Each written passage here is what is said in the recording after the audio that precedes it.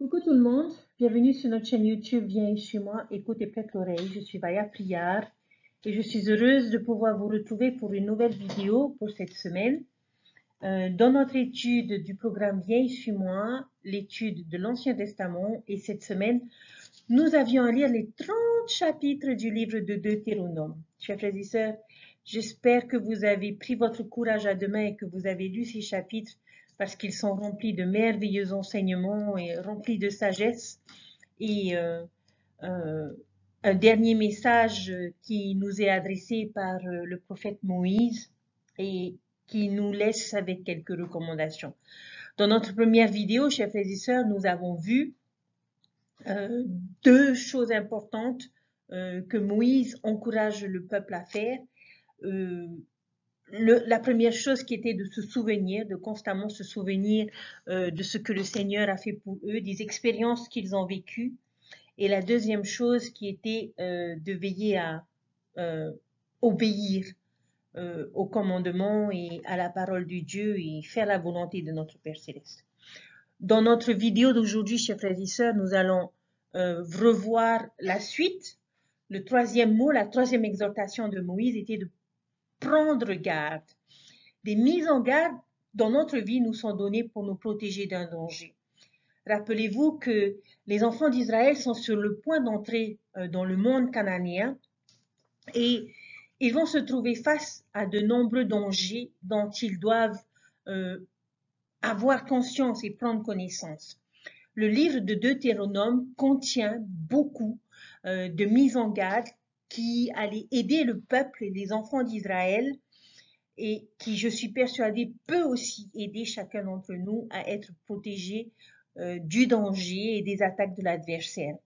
Dans le chapitre 4 au verset 9, ici, nous trouvons un rappel de ce que nous avons vu dans notre première vidéo, qui est la mise en garde qui est donnée et qui est de ne pas oublier les choses que leurs yeux ont vues et que cela ne sorte pas de leur cœur. C'est la même chose pour nous, chers frères et sœurs. Nous ne devons pas laisser notre foi, nos expériences et les miracles dont nous avons été témoins sortir de notre cœur. Dans le chapitre 7, les versets 3 et 4, dans ces versets, le Seigneur les met en garde et on leur dit de ne pas se marier en dehors de l'alliance. Pourquoi? Afin de ne pas être détournés de Dieu. Le Seigneur veut bénir chacun de ses enfants, chacun des membres de son Église, avec la bénédiction d'un mariage éternel, avec des familles éternelles et des alliances dans le temple, des alliances qui sont éternelles. Ces choses, chers frères et sœurs, ne peuvent pas s'accomplir lorsque nous nous marions en dehors de l'alliance.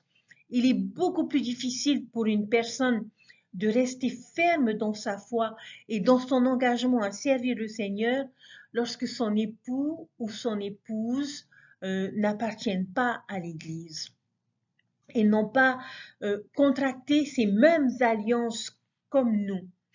Mais, comme c'est mon cas, je reconnais qu'il y a des exceptions à la règle. Mais si je devais m'adresser aux jeunes, s'il vous plaît, prenez en considération cette mise en garde du Seigneur. Chapitre 11, dans le verset 16, attention à ne pas servir d'autres dieux, à ne pas regarder, se laisser séduire, se laisser détourner et servir d'autres dieux. Cela avait déjà été un défi pour les enfants d'Israël. Rappelez-vous l'incident du veau d'or. Cela allait être un futur défi pour eux. Nous devons apprendre à mettre Dieu et son évangile en premier lieu dans notre vie avant tous les autres dieux que sont l'argent, la popularité, le pouvoir, le succès, le matérialisme. Dans le chapitre 13, les versets 6 à 8, le Seigneur nous met en garde et en fait nous demande de ne pas nous éloigner de lui. Ne pas permettre à nos membres de notre famille, à nos parents de nous éloigner de lui.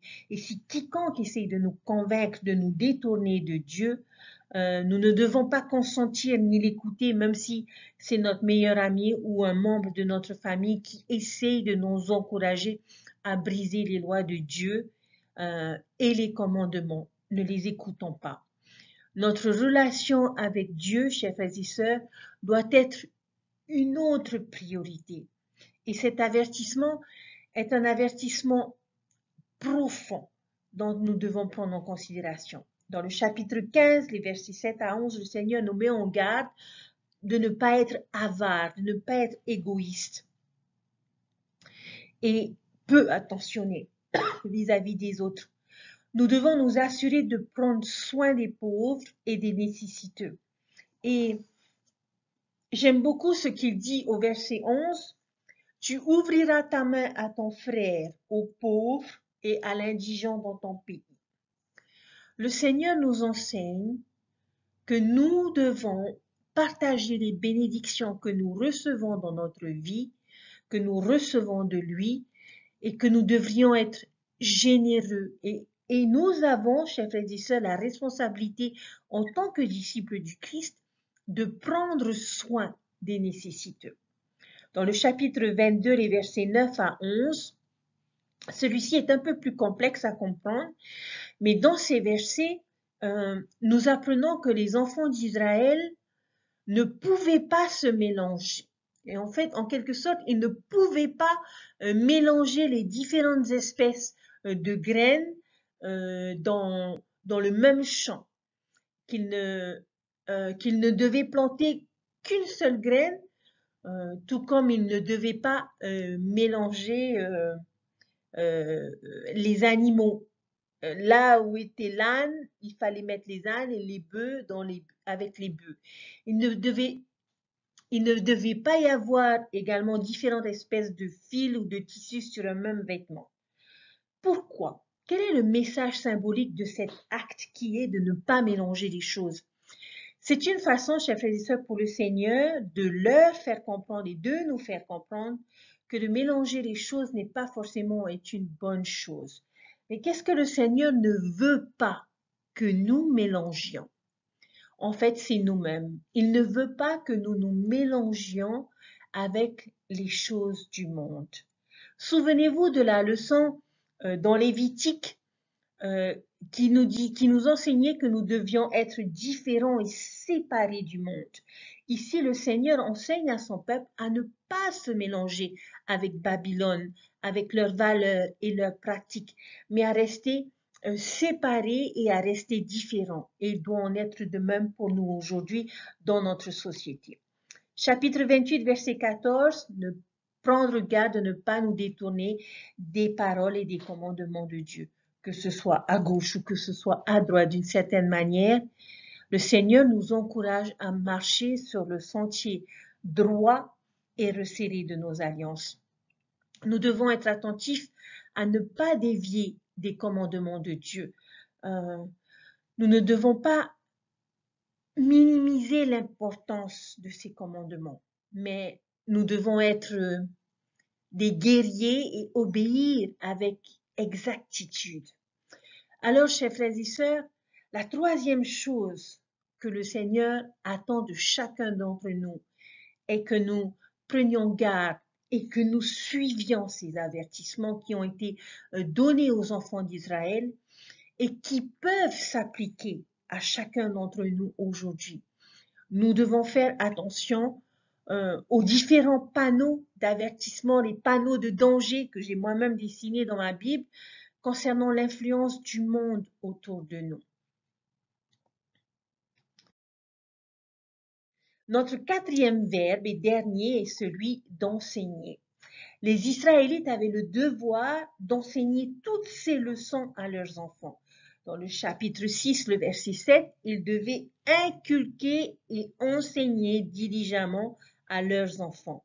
Dans le chapitre 31, les versets 12 et 13, ils devaient apprendre à craindre l'Éternel, apprendre à observer et à mettre en pratique les paroles. Dans le verset 19, ils devaient enseigner à leurs enfants, ils devaient le mettre dans leur bouche et que ces paroles leur servent de témoins. Dans le chapitre 32, les versets 46 et 47, ils devaient prendre à cœur toutes les paroles recommandées à leurs enfants pour qu'ils observent et mettent en pratique toutes les paroles du Seigneur. En tant que parents, chers frères et sœurs, l'une des plus grandes responsabilités que nous ayons aujourd'hui est de rechercher et de transmettre notre foi et notre connaissance aux générations suivantes. Personnellement, ma pensée préférée se trouve dans le chapitre 6, le verset 7, lorsqu'il leur dit « Tu les inculqueras à tes enfants, tu en parleras quand tu seras dans ta maison, quand tu iras en voyage, quand tu te coucheras et quand tu te lèveras. » J'aime beaucoup ce verset, chers frères et sœurs. D'une certaine manière, le Seigneur nous commande de rechercher et de saisir toutes les opportunités que nous pouvons avoir pour enseigner à nos enfants les principes de l'Évangile. Nous ne voulons pas que cela se fasse juste le dimanche, lors de notre réunion de Sainte-Seine ou dans les classes, ou que cela se fasse pendant une lecture des Écritures en famille, ou à la soirée familiale, c'est suffisant. Chers frères et sœurs, nous devons nous saisir de chaque opportunité pour pouvoir enseigner et faire en sorte que l'Évangile fasse partie de nos conversations. Même si nous sommes au milieu d'un travail ou d'une tâche ménagère, ou lors d'un dîner en famille, ou lors d'une promenade, ou bien tout simplement avant d'aller au lit, ou de nous réveiller et de nous lever le matin, je suis persuadée que nous pouvons rechercher différents moyens d'enseigner les principes de l'Évangile et de les insérer dans nos conversations. Et de cette façon, j'ai le témoignage que la chaîne de la foi qui lie les générations aux autres ne sera jamais brisée. Chers frères et sœurs, nous devons nous efforcer de transmettre notre foi à nos enfants, à nos petits-enfants. Et nous pouvons le faire même si nous ne sommes pas parents. Nous pouvons le faire en tant qu'instructeurs, nous pouvons le faire en tant que dirigeants de nos enfants, ou nous pouvons le faire en tant que dirigeants de jeunes, en tant que tantes, oncles, grands-parents. Et un exemple, nous avons tous notre part dans l'enseignement de cette génération montante. Et de tout ce livre, j'espère que nous nous rappellerons et rappellerons à nos enfants l'importance d'obéir et de prendre garde, de se souvenir et d'enseigner.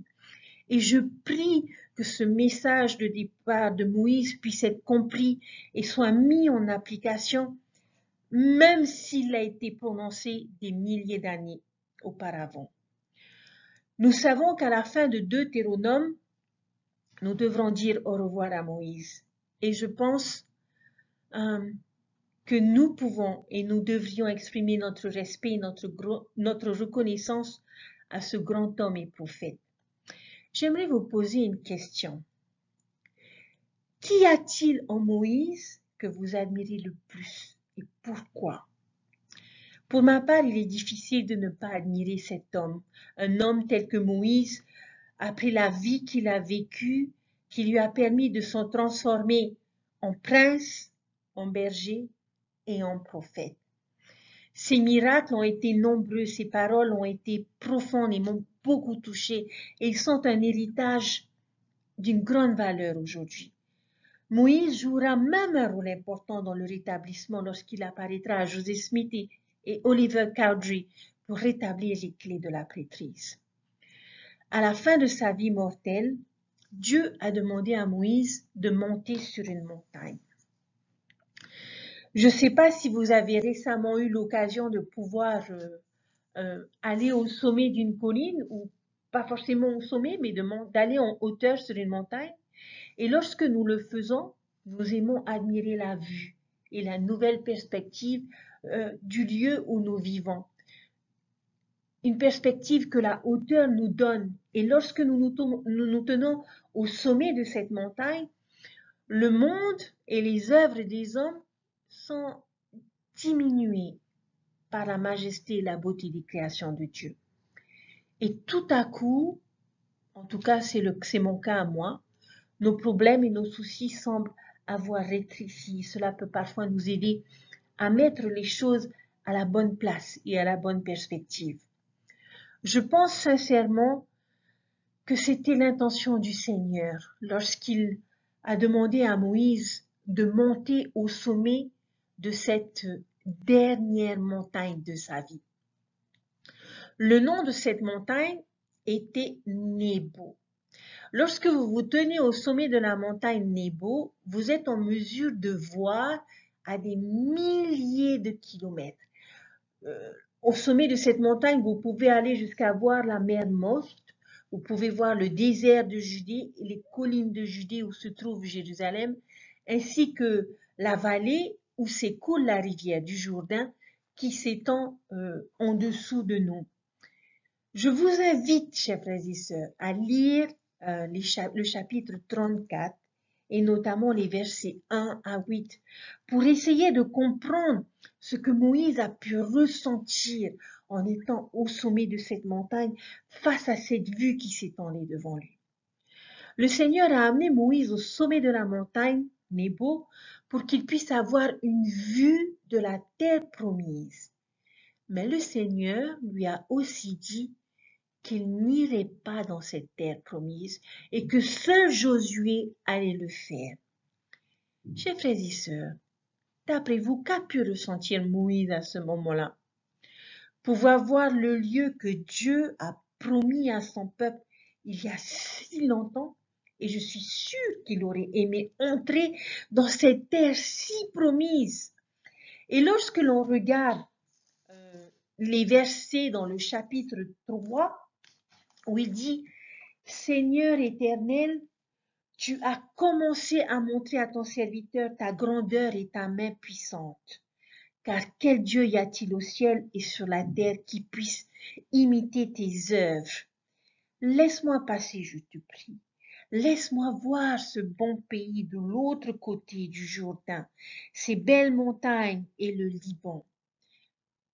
Mais l'Italie contre moi à cause de vous, et il ne m'écouta pas. L'Éternel me dit, c'est assez. Ne me parle plus de cette affaire. Monte au sommet du Psiga, porte tes regards à l'Occident, au Nord, au Midi, à l'Orient et contemple de tes yeux, car tu ne passeras pas ce Jourdain, pardon. Donne des ordres à Josué, fortifie-le et affermis-le, car c'est lui qui marchera devant ce peuple et qui le mettra en possession du pays que tu verras. Nous demeurâmes dans la vallée vis-à-vis de Beth-Péor. Je ne pense pas que le Seigneur soit du genre à dire à Moïse, « Tiens, viens, regarde ce que tu as raté, regarde cette terre promise. » Non, je ne pense pas que le Seigneur agisse de cette façon.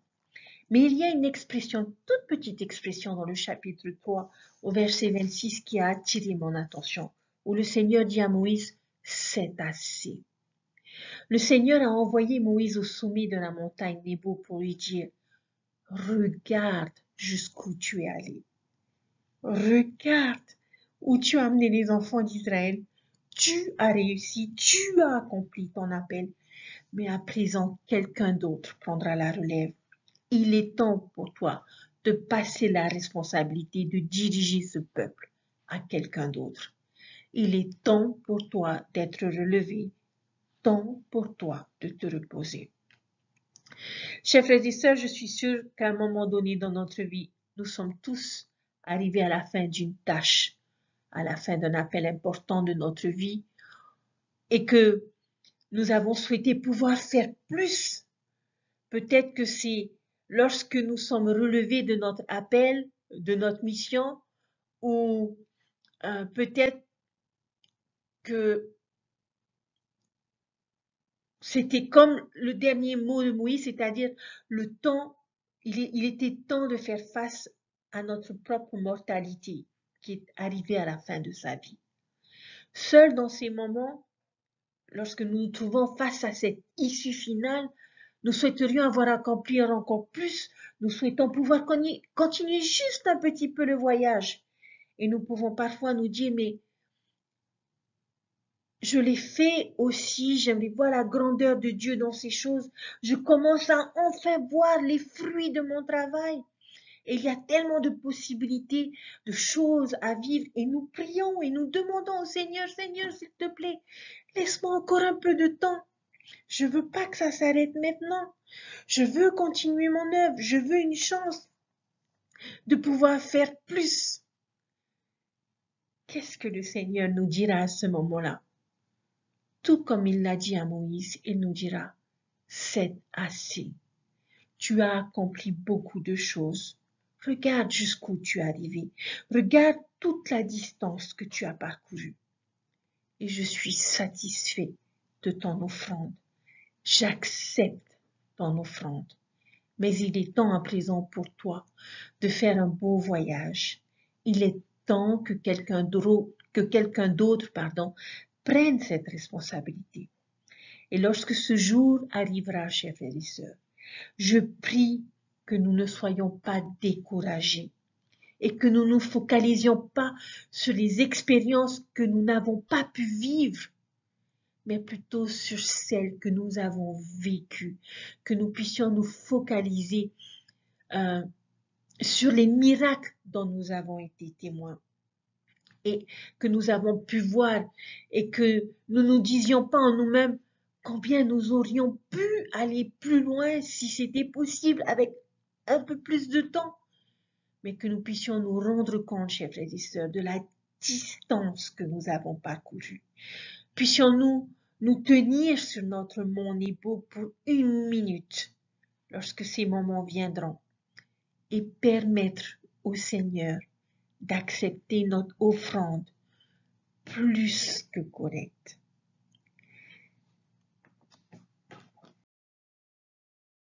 Chers frères et sœurs, je vous avais dit que ces chapitres étaient extraordinaires. J'ai beaucoup été fortifiée par ce message du prophète Moïse aux enfants d'Israël. 4 choses. Se souvenir, obéir, prendre garde, enseigner. Voilà les 4 choses que Moïse a demandées aux enfants d'Israël. Et ces mêmes choses qui nous sont adressées aujourd'hui, chers frères et sœurs. Dieu nous aime. Il a confiance en chacun d'entre nous et souhaite que nous puissions arriver dans notre terre promise. Moïse n'a pas pu suivre le peuple d'Israël dans la terre promise, mais cependant, il a atteint une autre terre promise qui est une place aux côtés de notre Père Céleste dans son royaume. Et je prie, chers frères et sœurs, que nous puissions tenir compte de ces enseignements et de les mettre en pratique dans notre vie pour pouvoir à notre tour mériter notre place dans le royaume de Dieu. Je répète, se souvenir, obéir, prendre garde et enseigner. Se souvenir de quoi?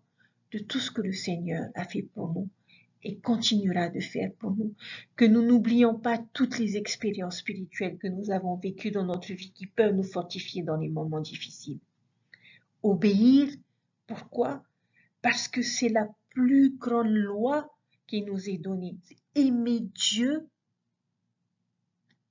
et aimer notre prochain. Obéir à sa parole. La troisième chose,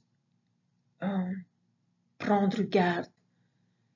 Nous avons l'occasion d'entendre les messages de nos prophètes vivants et apôtres, où chacun d'eux, lors de notre dernière conférence générale, nous ont donné des mises en garde.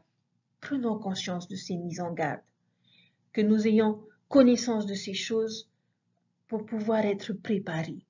Et la dernière, après avoir été fortifié par le souvenir, après avoir été fortifié par notre engagement à obéir, après avoir pris toutes les précautions pour nous préserver, nous avons la responsabilité, chers frères et sœurs, d'enseigner ces choses à nos enfants. Pas juste ceux qui font partie de ma famille, mais tous ceux que le Seigneur placera sous notre responsabilité en tant que parents, en tant que dirigeants, en tant qu'instructeurs, en tant que membres d'une famille. Nous avons la responsabilité d'enseigner ces choses et nous devons le faire à nos amis de l'Église également pour qu'ils puissent être bénis dans leur vie et qu'ils puissent voir les promesses que le Seigneur a faites et que l'on retrouve dans ce message de Moïse pour que nous puissions être heureux, que nous puissions progresser, que nous puissions réussir dans notre vie. Ne soyons pas égoïstes et partageons toutes ces choses. Et s'il arrive dans notre vie que nous arrivions à ce moment où nous sommes sur notre mont Nebo, où le Seigneur nous dit « c'est assez ». Chers frères et sœurs, ayez le témoignage que le Seigneur a accepté votre offrande, a accepté vos efforts à le servir, même si vous n'avez pas obtenu les résultats que vous avez souhaités. Puissiez-vous prendre le temps de vous retourner et de vous rendre compte du long chemin que vous avez parcouru et comment ce chemin vous a forgé votre vie et vous a fortifié et a fortifié votre témoignage. Nous ne serons pas évalués aux résultats, chers frères et sœurs. Détrompez-vous. Mais nous serons évalués et bénis en fonction de nos efforts, en fonction de notre engagement et en fonction de notre amour pour Dieu. Cet évangile est vrai et merveilleux. Je vous invite, chers frères et sœurs, à sonder ces choses, à les méditer, à prier le Seigneur pour que vous puissiez avoir confirmation que ces choses sont vraies, de manière à pouvoir trouver la force, le courage et la persévérance, de les mettre en application dans votre vie, de manière à pouvoir être bénis et que nous puissions tous nous retrouver dans le royaume de notre Père Céleste. Jésus-Christ est notre Sauveur. Il est mort pour chacun d'entre nous et il est disposé à nous aider dans chacune de nos épreuves, dans chacune de nos difficultés, dans chacun des défis que nous pouvons rencontrer dans notre vie. Il est notre frère, il est notre Rédempteur et il nous aime comme Dieu nous aime. N'en doutez pas. Et je sais que président Russell Nelson est véritablement un prophète de Dieu et qu'il nous guide dans ces derniers jours. Et tout comme Moïse, je lui exprime ma reconnaissance, mon admiration, ma gratitude pour ce qu'il est et pour ce qu'il a accompli jusqu'à aujourd'hui. Et je m'efforcerai, comme je nous invite à nous efforcer, à suivre sa voie, parce qu'il est le seul à connaître le chemin qui nous ramènera auprès de notre Père Céleste. Et je vous laisse toutes ces choses au nom de Jésus-Christ. Amen. Je vous souhaite une bonne étude. Je prie le Seigneur que vous puissiez comprendre et avoir vos propres révélations de manière à savoir ce qu'il attend de vous et que vous ayez la force et le courage de le faire. Bonne étude, bon week-end et je vous dis à la semaine prochaine pour une nouvelle étude. Bye!